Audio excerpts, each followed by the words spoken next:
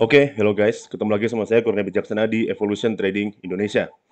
Kali ini di minggu sekarang berarti masuk minggu pertama di bulan April ya. Hari Senin pertama di bulan April, kita akan mencoba membahas pergerakan harga Bitcoin dan Ethereum.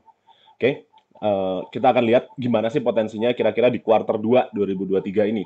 Cuman kalau sebelum mulai, seperti biasa, jangan lupa subscribe channel YouTube Evolution Trading Indonesia, di mana kalian bisa mendapatkan analisa dan ilmu untuk mengarungi dunia kripto. Dan jangan lupa juga ikuti channel Telegram Evolution Trading di t.me/evolution_trading atau linknya ada di deskripsi video ini ya.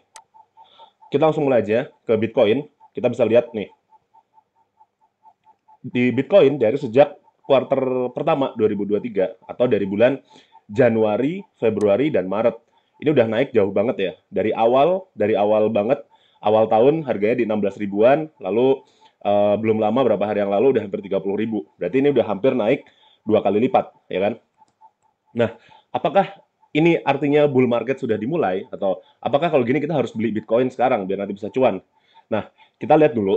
Teman-teman bisa lihat di sini, volume ya, volume. Kita perhatiin volume dan ini time frame 1 bulan. Harus perhatikan benar-benar di sini.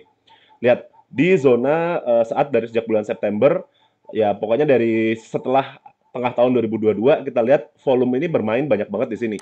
Bahkan volumenya kalau kita bandingin sama kemarin-kemarin jauh lebih banyak di sini. September adalah volume penjualan paling besar.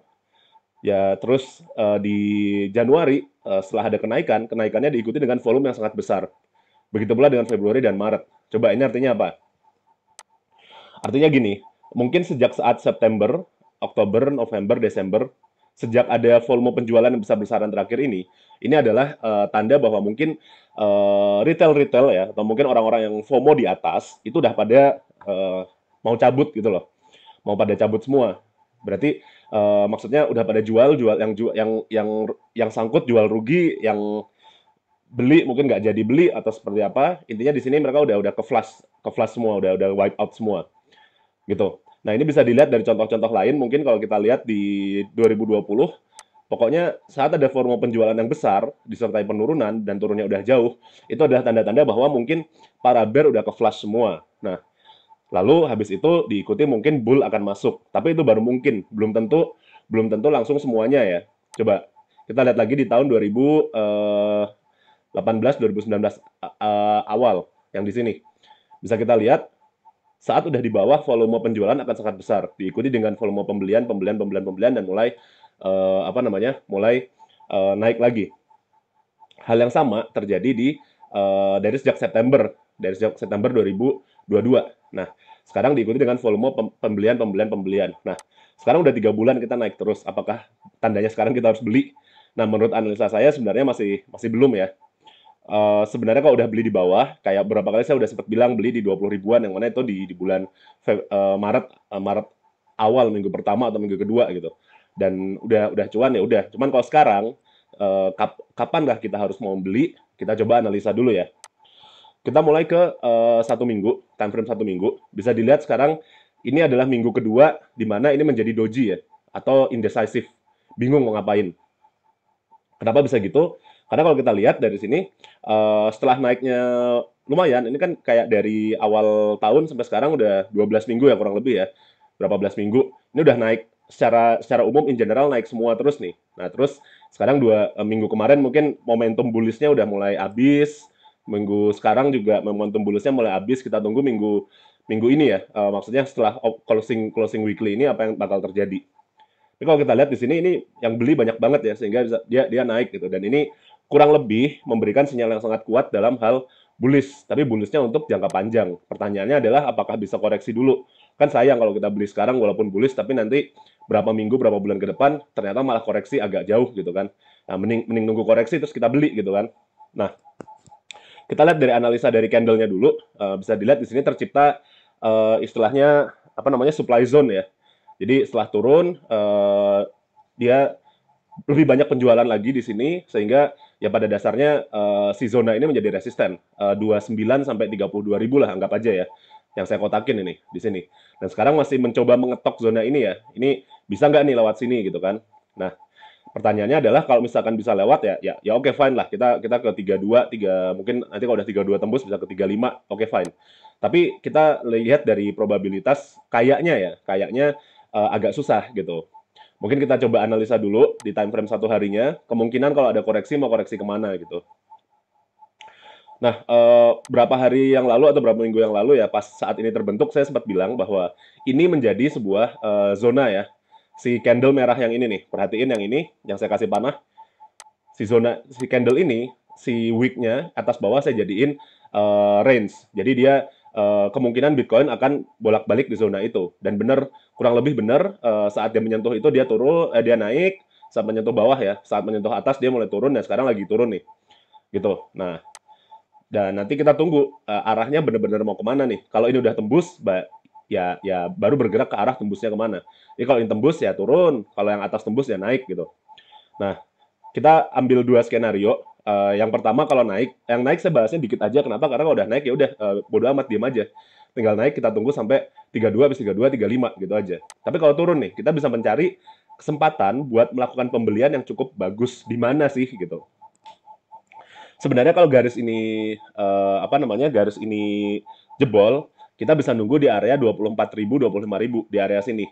Yang waktu itu saya juga sempat bilang ini adalah resisten di sini. Resisten udah ketembus, dia jadi support, makanya kita tunggu di sini. Mungkin kita bisa tunggu candle yang bullish atau seperti apa di sini kan, seperti itu. Tapi ada tapinya dulu. Mungkin kita bisa cari sedikit confluence ya. Confluence itu pertanda yang sama gitu dari analisa yang berbeda.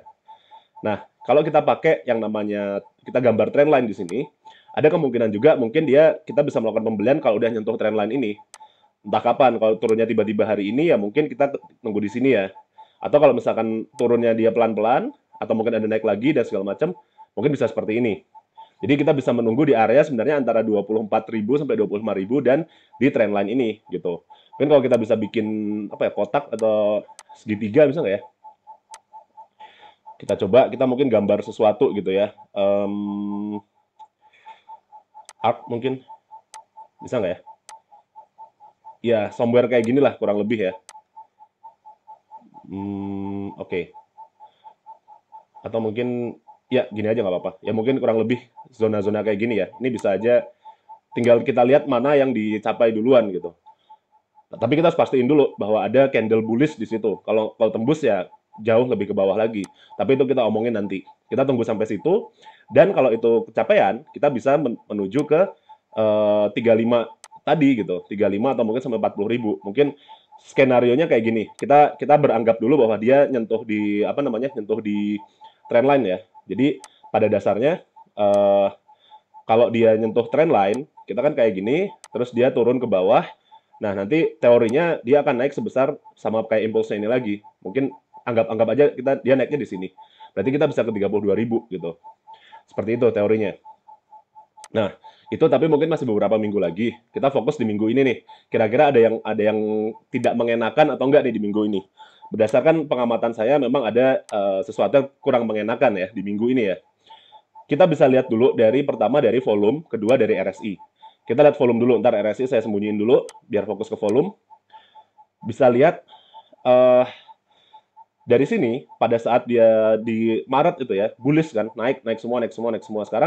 Sekarang di sini sideways terus volumenya kecil. Tandanya apa?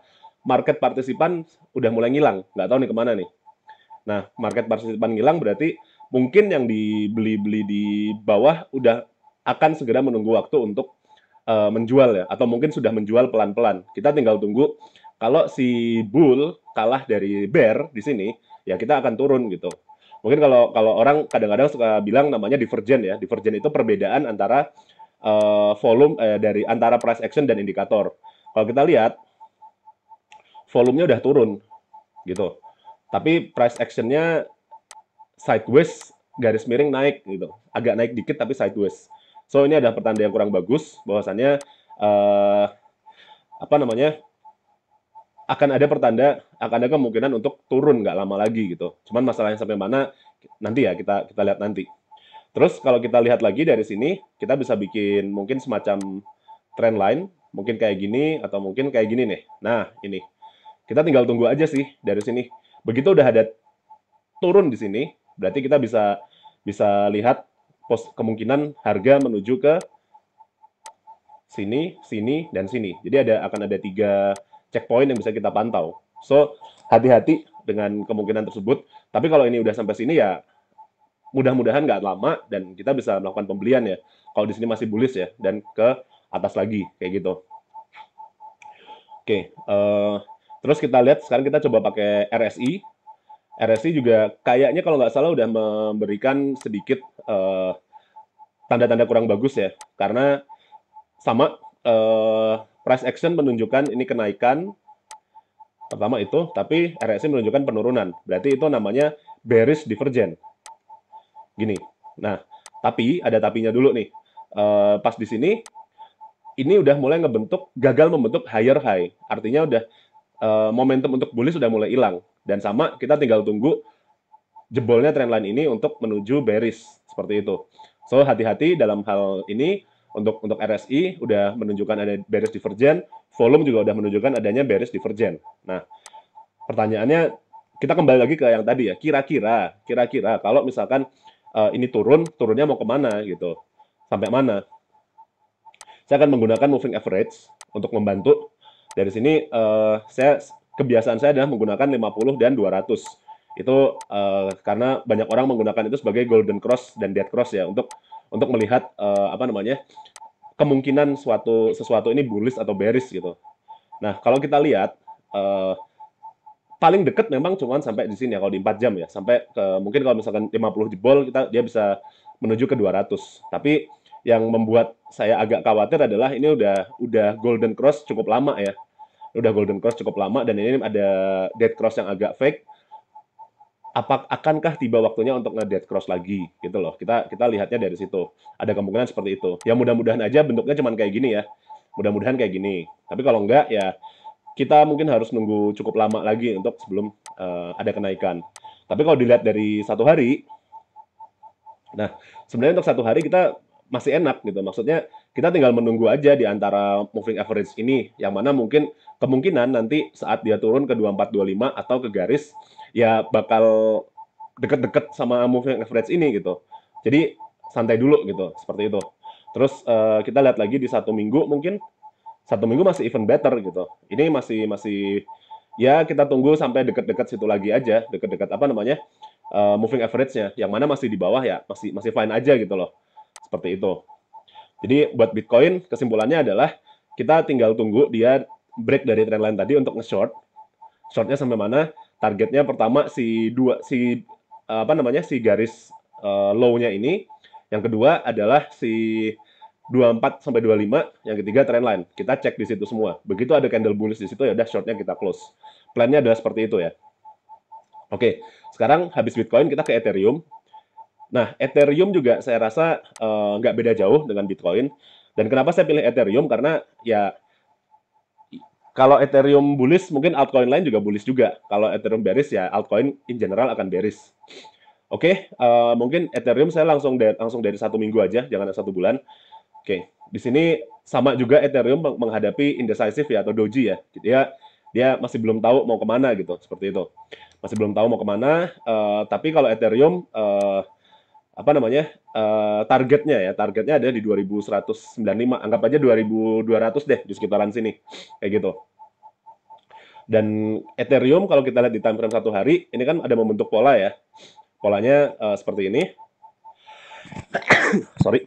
Oke, polanya seperti ini. Jadi kalau misalkan Ethereum ini gagal untuk menembus pola ini, ya kita tinggal tunggu di 1500-an, 1511 atau 1543 ya sekitaran situ, atau di trendline pola ini.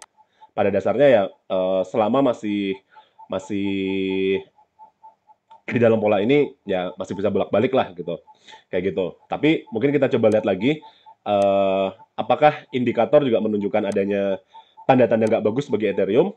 Nah, kita lihat lagi di volume ya di time frame 4 jam, kita lihat bahwa volumenya masih cenderung naik dan datar, tapi price action masih cenderung naik dan sedikit datar, tapi volume mulai kelihatan turun secara umum ya, in general. Sama berarti kayak Bitcoin bahwa ini ada bearish divergence antara volume dan harga gitu. Kita juga pakai RSI, yang mana kalau nggak salah sama deh. Kita ilangin dulu volumenya biar bisa fokus. Kita bisa lihat di sini ini masih naik-naik dan atau sideways, sementara RSI udah turun terus dari sini gitu. Nah, yang perlu kita lihat adalah kita tinggal bikin ada trend line yang mana kalau trend line itu udah ditembus, akan menjadi sebuah bahaya gitu. Saya bikin trend line seperti ini, jadi kita tunggu kalau trend line ini tembus, so Ethereum bisa ke 1511-an. Anggap aja 1500 deh. Kita bisa aktivasi short di situ, kayak gitu. Tapi begitu di 1500 ada sinyal bullish atau balik di sini sinyal bullish, kita bisa long lagi, kayak gitu. Jadi trading plan buat Ethereum seperti itu. So, itu tadi analisa buat Bitcoin dan Ethereum, dan semoga bermanfaat. Jangan lupa untuk subscribe Evolution Trading Indonesia. Terima kasih telah menonton dan sampai jumpa di video berikutnya.